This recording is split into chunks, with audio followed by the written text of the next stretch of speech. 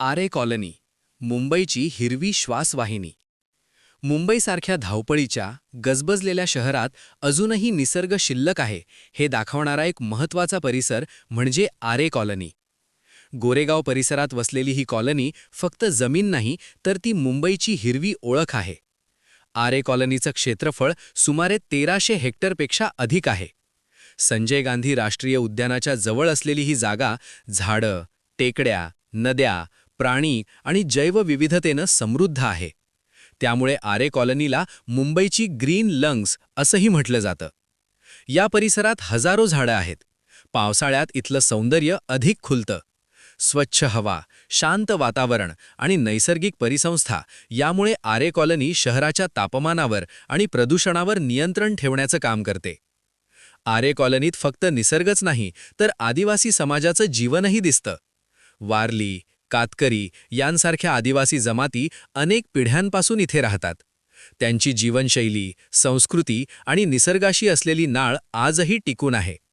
मात्र गेल्या काही वर्षात आरे कॉलनी वादाच्या केंद्रस्थानी आली. मेट्रो कारशेड, रस्ते, इतर विकास प्रकल्प यासाठी झाडतोड सुरू झाली.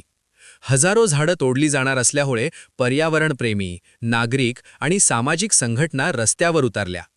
सेव्ह आरे ही चळवळ संपूर्ण मुंबईतच नाही तर देशभरात चर्चेचा विषय बनली. एकीकडे विकासाची गरज तर दुसरीकडे पर्यावरणाचं संरक्षण या दोहोंमध्ये संघर्ष सुरू झाला. अनेकांचा प्रश्न असा आहे की विकास नक्की हवा पण तो निसर्ग नष्ट करूनच का?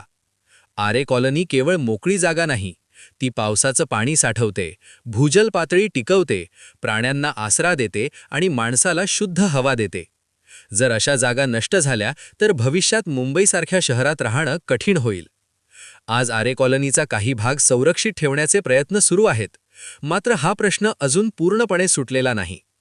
आरे कॉलनी वाचवणं म्हणजे फक्त जंगल वाचवणं नाही तर पुढच्या पिढीचं भविष्य वाचवणं आहे.